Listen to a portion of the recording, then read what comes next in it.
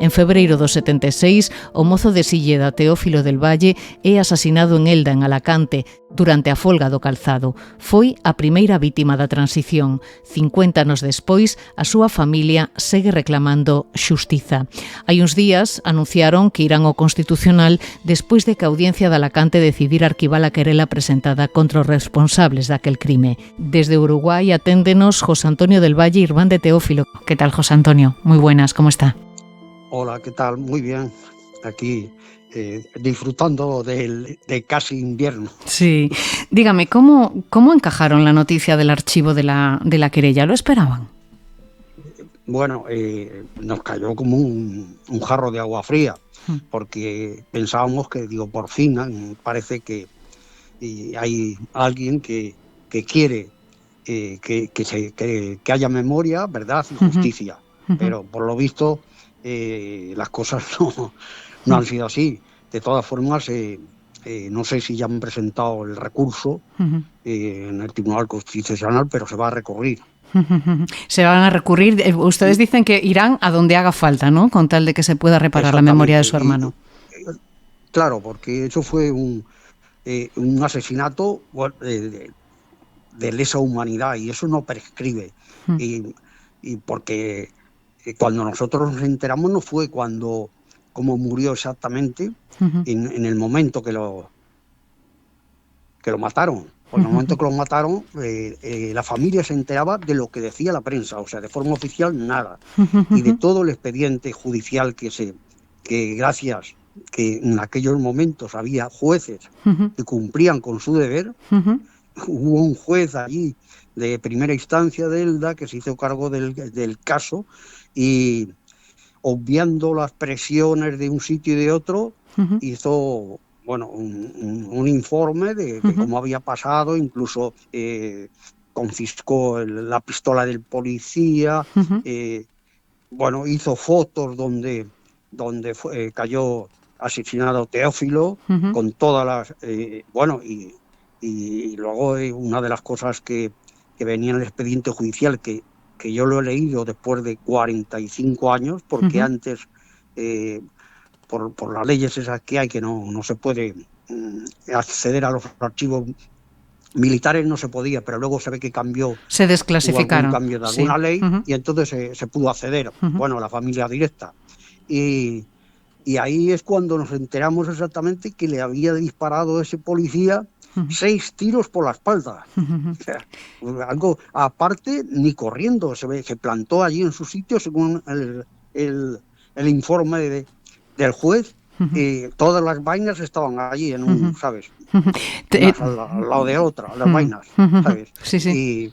Y una le dio en un tobillo y otra en la nuca. En el momento de su muerte, Teófilo, que tenía 20 años, ¿no? Aproximadamente. 20 años, sí. Sí, estaba participando, tenía ¿no? 20 años. 20 años, estaba participando en unas movilizaciones. Sí. Ya había muerto el dictador, y se produce este suceso, ¿no?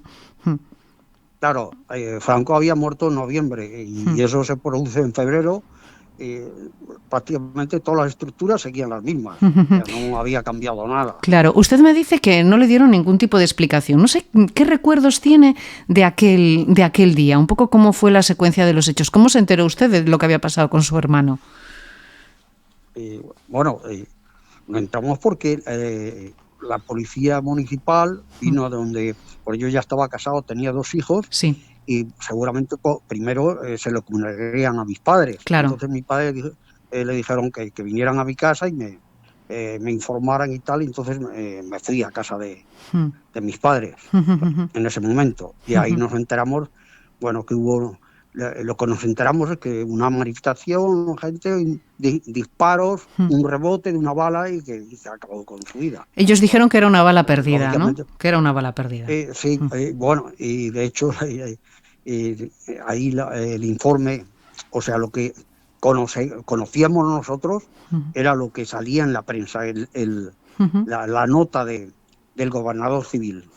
Eso es lo que conocía la familia. Porque no tuvieron ningún tipo de entrevista con las autoridades en su momento para que les dieran alguna explicación de lo ocurrido. Nada. Nada. Pues como si intentara dijo que algo molesto y que había que... Mis padres tampoco no hacían mucho ruido, que a veces hace falta el ruido para que te hagan casos o te escuchen. Sí, sí. Ese policía, la persona que apretó el gatillo, ¿era una persona del pueblo? ¿Era una persona conocida? No era conocida. Se ve que en la Policía Nacional de los Grises, que eran en aquel momento, vinieron de refuerzo de Alicante para, digamos, reprimir, porque allí no existía Policía Nacional, había la Guardia Civil y la Policía Municipal, no existía.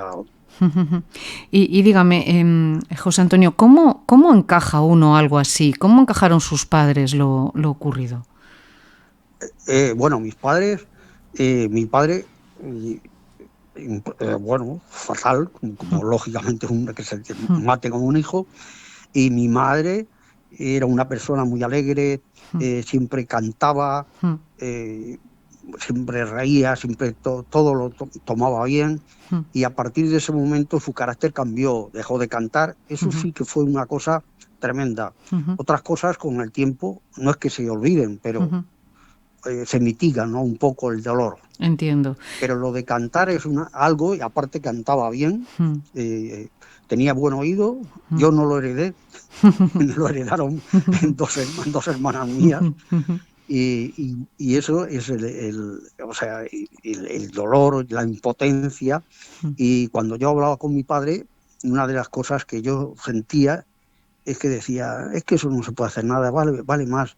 Dice, bueno, Dios me lo dio, decía, Dios me lo dio, Dios me lo quitó. Digo, ¿cómo Dios te lo quitó?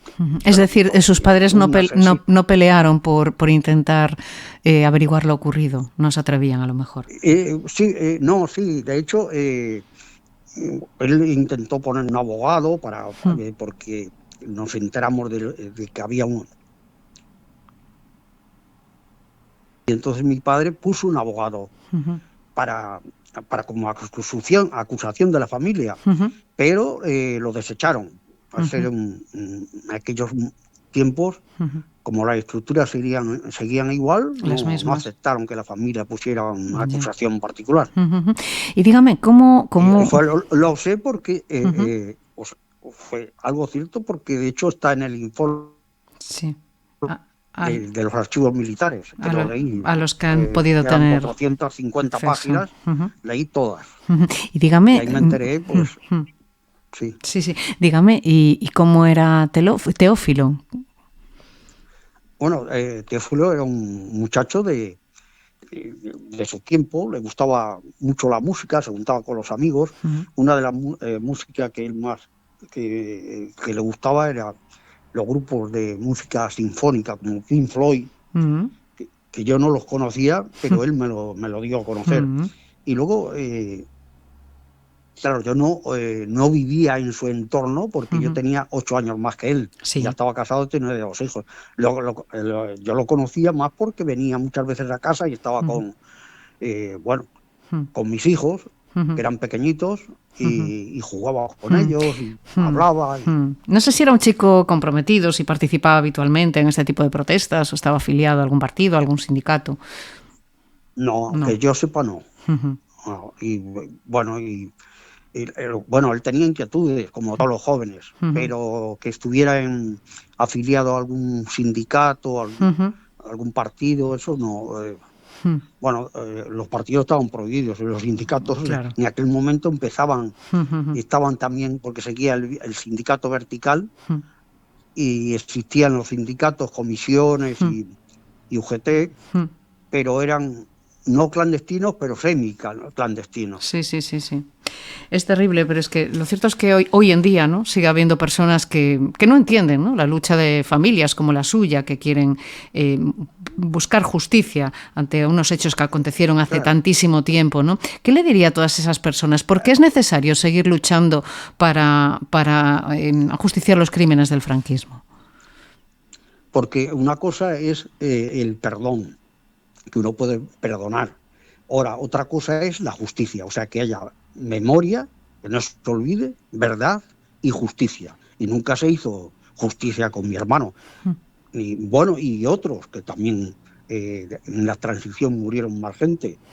Y también no hubo absolutamente nada. No sé si a los 2 o 3 meses hubo en Vitoria también en una manifestación, nos mataron a 5 y de hecho no se supo nada absolutamente. Y las familias no sé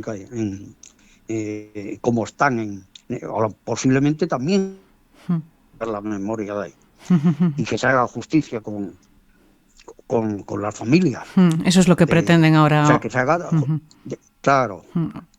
Pero cambian las leyes, pero siempre hay como un muro que dice, bueno, esto se amnistió y ya está, pero es que eso no han sido un crimen de que alguien mata a otro por una rencilla, por alguna cosa. Eso sí, un crimen de Estado. O sea, que el Estado tenía unas fuerzas del orden que mataban.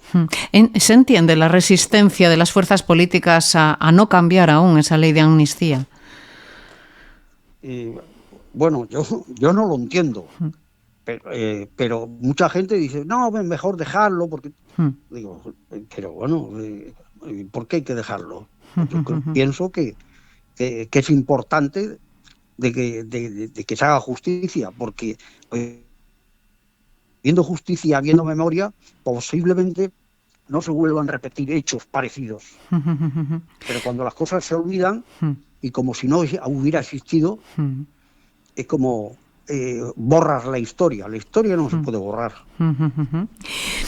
José Antonio del Valle en la actualidad vive en Uruguay, pero tanto él como su hermano, su familia, pues proceden de Silleda, ¿no? Me decía usted antes, fuera de micro, que procuran venir muy a menudo a Galicia, ¿no? Sí, yo de hecho estuve en febrero, ahí en febrero, en febrero estuve, y marzo, o sea, pero en Silleda estuve exactamente, no sé si el día no me acuerdo, pero estuve en Silleda, me hicieron ahí una entrevista, y estuve con la alcaldesa, porque claro, se cumplen los 50 años en Silleda, y entonces no sé si quieren hacerle un homenaje. Se está preparando algo para el otoño seguramente, ¿no? Eso es lo que me dijeron. Pues esperamos verle muy prontito por aquí. Aparte, volver a las raíces siempre es algo que bueno, a mí me emociona, me llena, y como que la añoranza, el ir cada año a España, pues no se siente tanto. Claro que sí. Pues José Antonio del Valle, esperemos verle pronto por aquí y sobre todo deseamos pues que por fin se haga justicia con la memoria de su hermano Teófilo. Estaremos muy pendientes de cómo vayan evolucionando los acontecimientos. Muchísimas gracias por pasarse hoy por aquí, por la Ferida Bertano 36. Gracias y un abrazo fuerte. Muy bien, y muchas gracias a ti. Gracias. Un abrazo. A Ferida Bertano 36, un podcast de Nuria López.